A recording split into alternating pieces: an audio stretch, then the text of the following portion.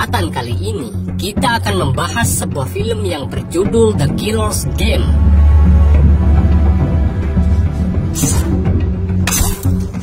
Film ini menceritakan tentang seorang penjunuh bayaran profesional yang divonis hidupnya hanya beberapa bulan lagi oleh dokter karena suatu penyakit serius. Oleh karena itu, dia membayar jasa pelayanan kontrak penjunuh untuk segera menjunuhnya. Tanpa basa-basi lagi, langsung saja kita simak alur ceritanya.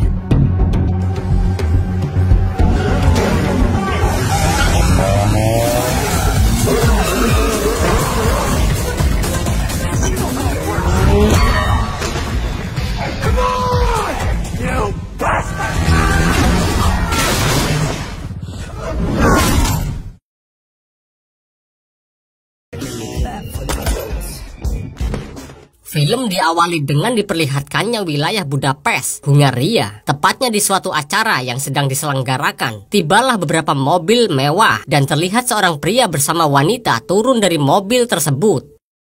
Ternyata pria itu adalah seorang pria kaya raya sekaligus penjahat kelas paus. Saat pria itu memasuki sebuah ruangan khusus acara pesta itu digelar, terlihat seorang pria bertubuh kekar yang bernama Joseph Flood yang sedang memeriksa keadaan di sana. Lalu acara itu pun dibuka oleh sebuah pertunjukan tari.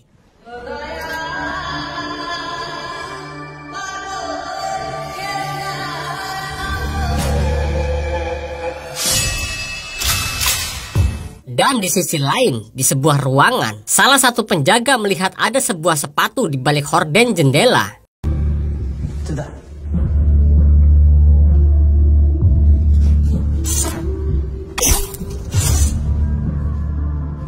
Kemudian, Joe menghabisi satu persatu para anak buah pria kaya itu hingga dia masuk ke dalam ruangan yang di dalamnya ada pria kaya tersebut dan langsung segera menghabisinya.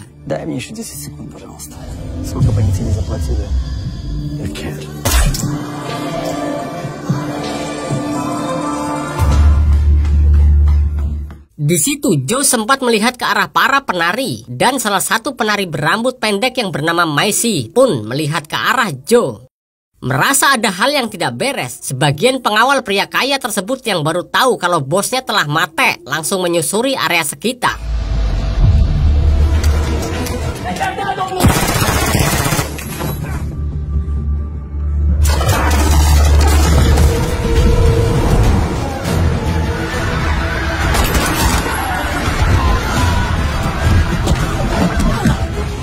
Ketika Joe akan pergi dari tempat itu, tiba-tiba pandangan Joe kabur akibat penyakit yang dia derita selama ini.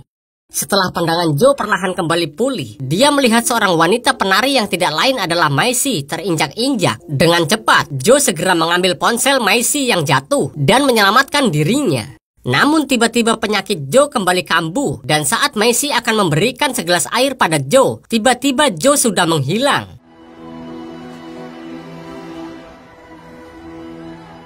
Sesampainya di rumah, Joe meminum obat pereda rasa sakitnya agar tidak terlalu parah dan segera beristirahat.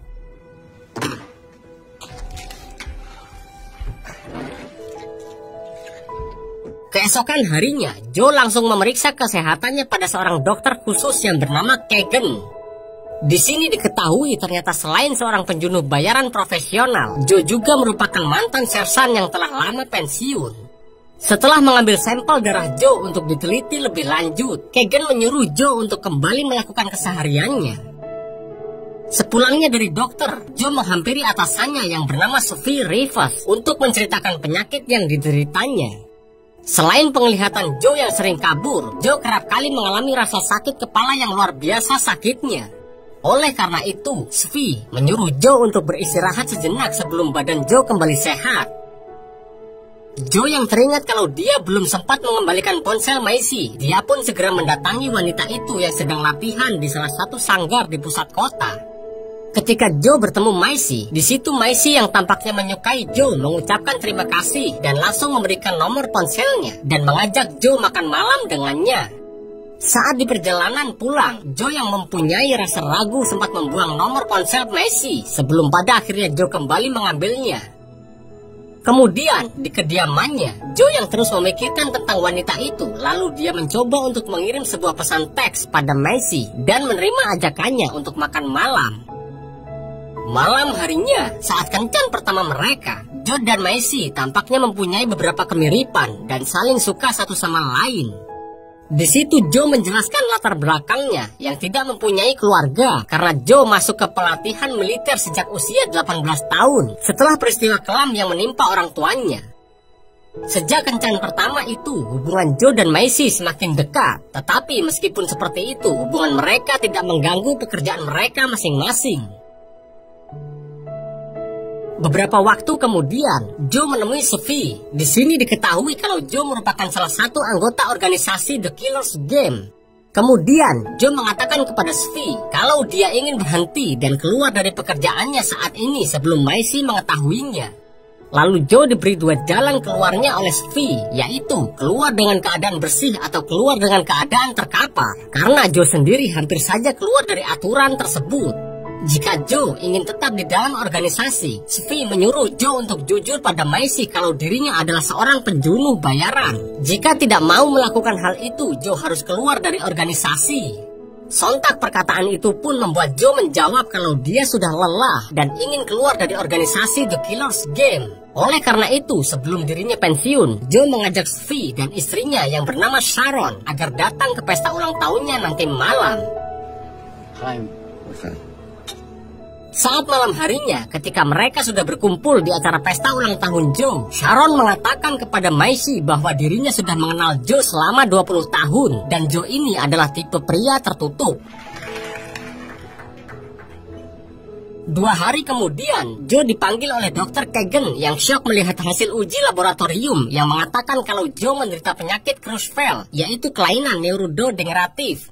Di situ, Kagan menjelaskan kepada Joe bahwa disintegrasi neuron motorik yang menyebabkan koordinasi sakit kepala parah, kebutaan, hingga kematian. Dan tidak ada obat untuk penyakit Joe yang telah parah ini. Karena Kagan telah menguji sampel tersebut pada laboratorium terpisah dan hasilnya semua sama. Jalan satu-satunya hanyalah melakukan perawatan selama 3 bulan. Mendengar semua penjelasan dari Kagan, Joe yang tidak ingin berpisah dengan Macy lebih memilih untuk pulang dan pasrah akan hidupnya. Setibanya di rumah, Joe yang penasaran, dia mencoba mengecek di internet seberapa parah penyakit yang dia alami. Ternyata omongan Kagan benar, tidak ada satupun obat yang bisa menyembuhkan penyakitnya. Sejenak, Joe pun merenung, mengingat masa-masa indahnya dengan wanita yang dia cintai, yang tidak akan lama lagi. Demi Macy bisa hidup tentram dan damai, Joe mengemasi sebagian uang simpanannya, dan semua senjata yang kemudian dia buang di tengah sungai.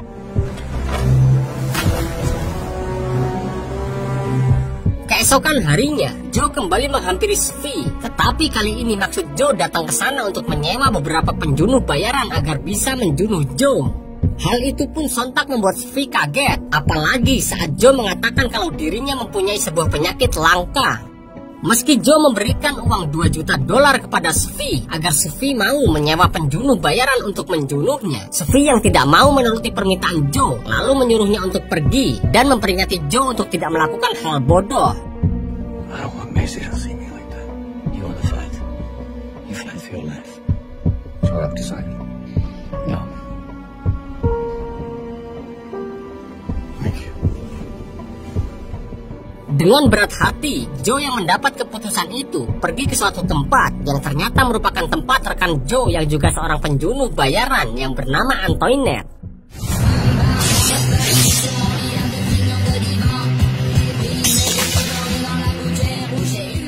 Di situ Antoinette yang mengenal Joe karena Joe penjunuh terbaik di Eropa menolak permintaan Joe. Tetapi saat Joe mengatakan kalau dia akan memberi Antoinette uang senilai $2 juta, Antoinette pun berjanji akan menuruti permintaan Joe. You're me till 2400 hours. You're the client, Mr. Flood. Kemudian Antoinette pun menghubungi anak buahnya yang juga seorang asasin yang bernama Lovdah yang baru saja melakukan tugasnya.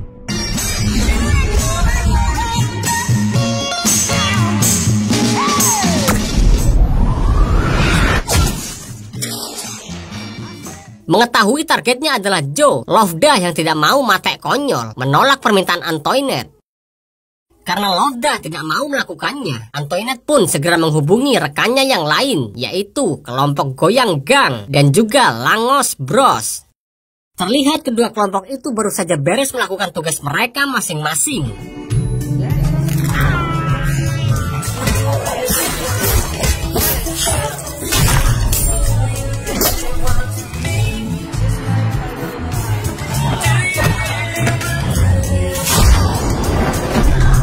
정말 좋아하는데.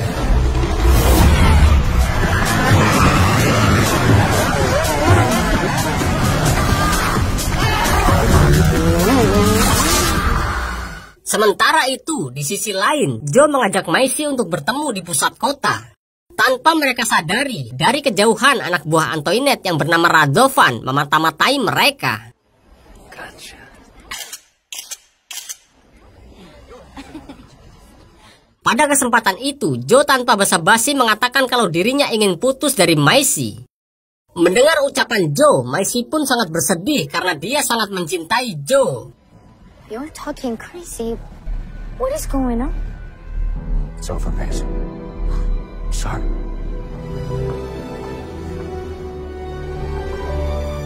Beberapa saat kemudian, Joe yang sedang mabuk berat di rumahnya berniat ingin mengirim pesan suara kepada Maisie yang menjelaskan kalau Joe mengidap sebuah penyakit langka. Namun sebelum Joe menyelesaikan pembicaraannya, dia tanpa sengaja mengirim pesan tersebut. Tidak lama kemudian, Joe tiba-tiba mendapat pesan dari Keegan yang memintanya agar segera menghubunginya. Ketika Joe sudah menghubungi Keegan, di situ Keegan mengatakan kalau semua hasil lab Joe tertukar dengan pasien lain. Jadi bisa dipastikan kalau penyakit yang Joe alami hanyalah penyakit pusing biasa. Mendengar hal itu, Joe yang sadar kalau dirinya telah berbuat kesalahan, kemudian mengakhiri percakapannya dan segera memasang beberapa perangkap. Dan benar saja, di luar kediaman Joe, Goyang Gang diam-diam sudah tiba di lokasi dan memasuki rumah Joe.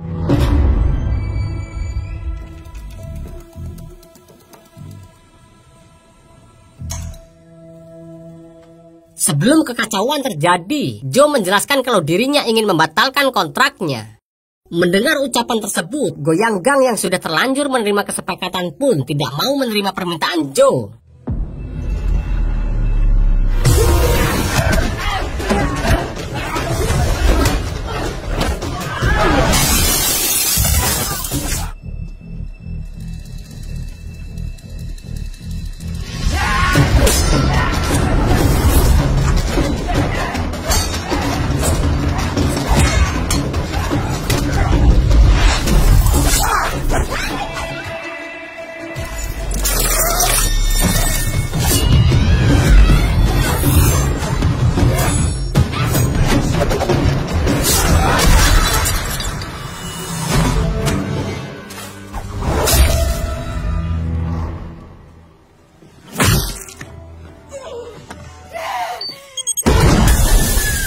Saat Joe sudah berada di luar rumahnya, Joe yang mencoba untuk menarik perkataannya dan membatalkan kesepakatannya langsung segera menghubungi Antoinette. Namun meski Joe berjanji akan membayar denda, Antoinette yang sudah terlanjur mengutus beberapa penjunuh bayaran lain, dia tetap berniat menjunuh Joe karena Joe telah menewaskan ayahnya. Saat telepon itu tertutup, Joe segera mengirim pesan pada Maisie dan menjelaskan kalau ini semua hanyalah kesalahan dan meminta Maisie untuk pergi keluar kota. Tidak lama kemudian, tanpa diduga, muncul Langos Bros dan langsung menyerang Joe menggunakan motor mereka.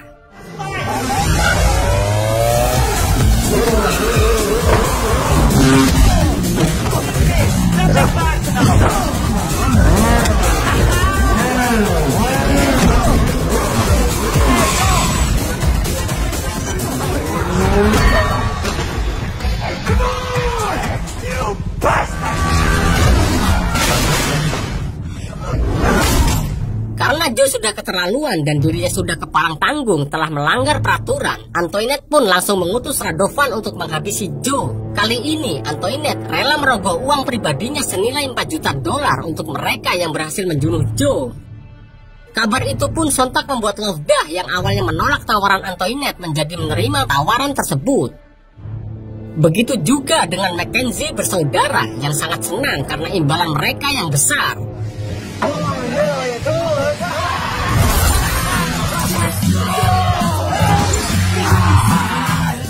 Selain Mackenzie bersaudara, terdapat juga 2 orang wanita cantik yang juga merupakan penjunuh bayaran profesional dengan sebutan Two Women's Murders. Ditambah lagi seorang maestro hebat yang bernama Botas yang ikut serta dalam permainan kali ini.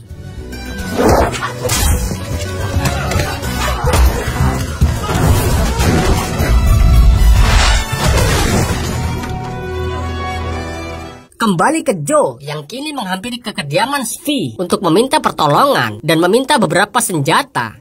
Karena Svi juga sebenarnya berniat untuk pensiun sama seperti Joe, namun di situ Svi hanya bisa memberikan beberapa alat peledak untuk Joe bertahan hidup.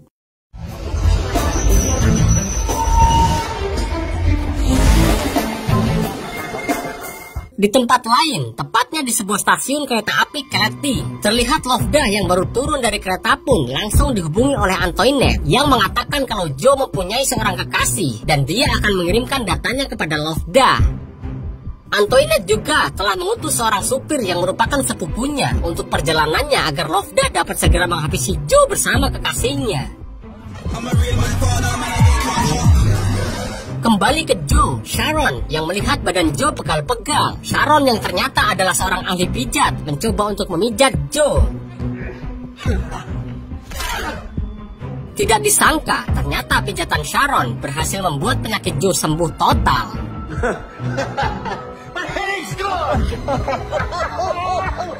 Di sisi lain, Lovda yang baru tiba di sebuah tempat dan ternyata dia sedang mengawasi tempat tinggal Macy dan akan menculik Macy agar Joe bisa dengan mudah ditemukan.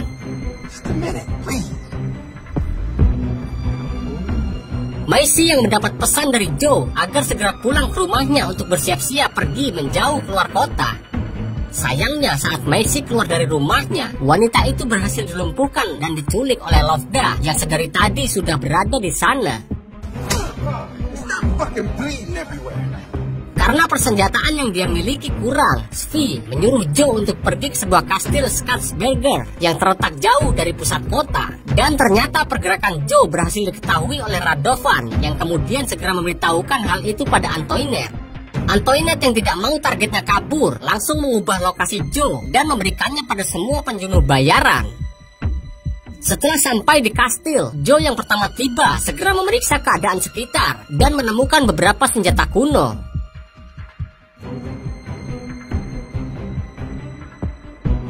Di sisi lain, ketika dalam perjalanan, Lovda menceritakan pada Macy tentang profesi dari Joe yang merupakan seorang penjunuh bayaran hebat. Mengetahui kalau Joe sudah meminta ke beberapa pihak untuk menargetkan dirinya sendiri, Macy pun sempat kaget. Tetapi di sini Macy yakin kalau Joe bisa mengalahkan mereka semua.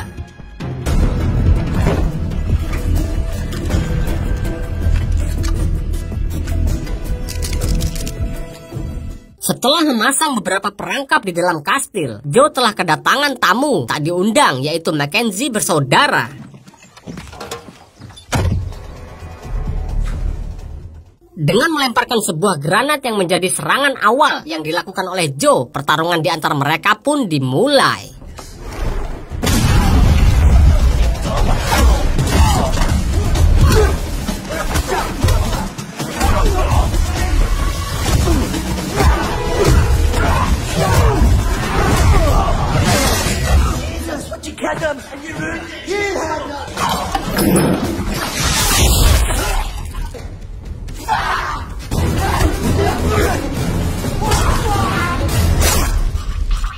Tidak lama dari itu, Two Women Murders pun tiba di dalam kastil dan langsung menyerang Joe secara membabi buta.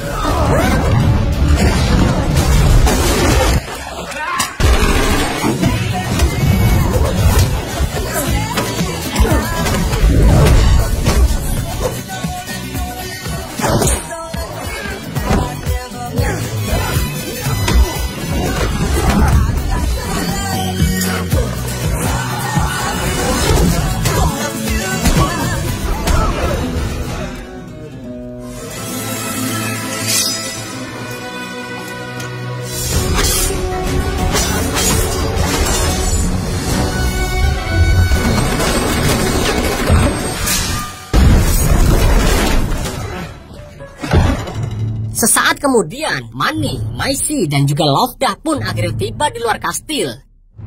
Untuk memastikan situasi di sana, Lovdah menyuruh Manny untuk menjaga Maisy, sementara dirinya akan menghubungi Joe terlebih dulu. Mengetahui kalau Maisy kini berada di tangan Lovdah, Joe pun meminta Lovdah untuk tidak menyakiti wanita yang dia cintai. Di tengah pembicaraan mereka, Joe diberitahu oleh Lovdah kalau Radovan bersama kelompoknya kini sudah ada di luar kastil. Menyadari hal itu, Joe yang kesal kembali untuk bersiap-siap menghadapi pasukan Radovan yang jumlahnya cukup banyak.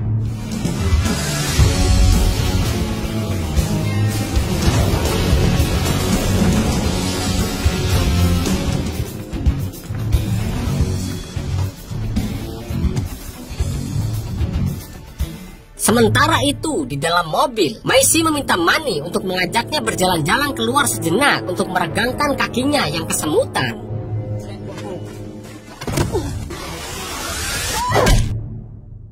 Kembali ke para pasukan Radovan yang berhasil dihabisi oleh Joe satu persatu.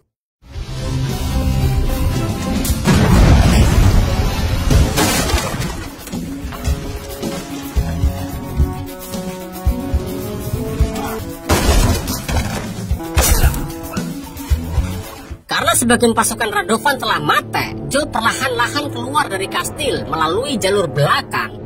Tanpa diduga, ternyata Joe diketahui oleh Lovdah yang berniat untuk menembak Joe.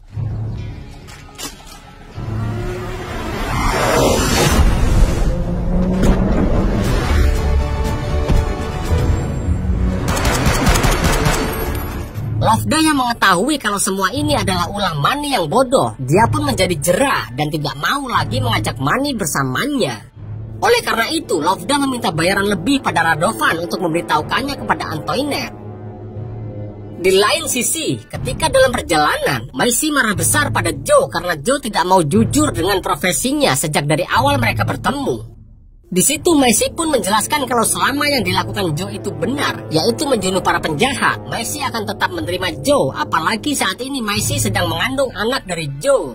Sayangnya sebelum percakapan mereka berakhir, Maisy tiba-tiba pingsan tidak sadarkan diri. Joe yang melihat kalau Maisy mengalami luka akibat tembakan peluru dari Radovan tadi, Joe segera membawa Maisy ke sebuah gereja yang berada cukup dekat dengan mereka saat ini.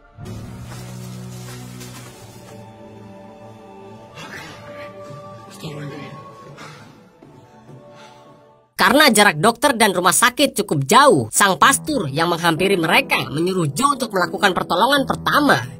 Untungnya tidak lama kemudian Maisy tersadar dan mengatakan kalau dirinya hanya mendapat luka gores dari peluru yang ditembakkan Radovan.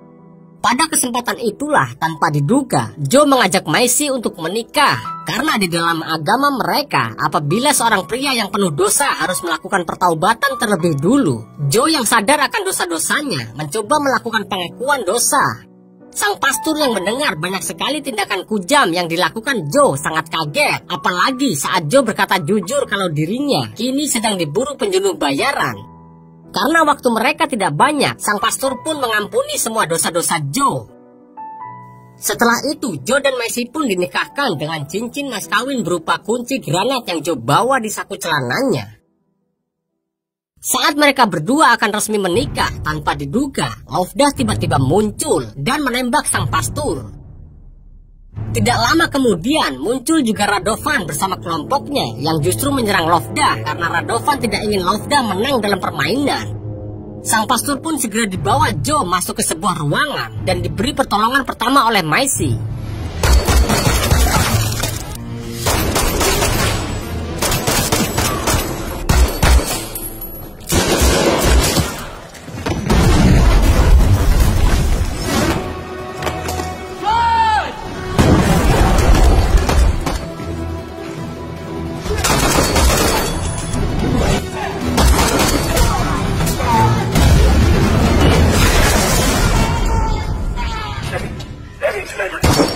Ketika Radovan akan menghabisi Lovdah, tiba-tiba Joe sudah berada di belakangnya dan saling menodongkan senjata.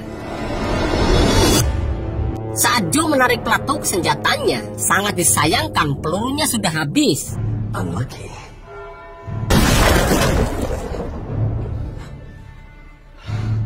Bukannya menjunuh Lovda, Joe dan Maisie yang sudah lelah lebih memilih untuk segera meninggalkan tempat itu. Di waktu yang bersamaan, Svi menghampiri Antoinette di kediamannya untuk memberi wanita itu sebuah hukuman karena telah melanggar peraturan. Setelah kejadian itu, terlihat Lovda yang selamat dan sudah mendapat perawatan di kediamannya. Dia pun masih dendam kepada Joe. Beberapa hari kemudian, akhirnya Joe dan Maisie melakukan sebuah acara pernikahan setelah Joe memutuskan untuk pensiun. Acara itu juga dihadiri oleh sahabat Maisie, Svi, dan juga Sharon yang tampak senang melihat hubungan Joe dan Maisie yang harmonis.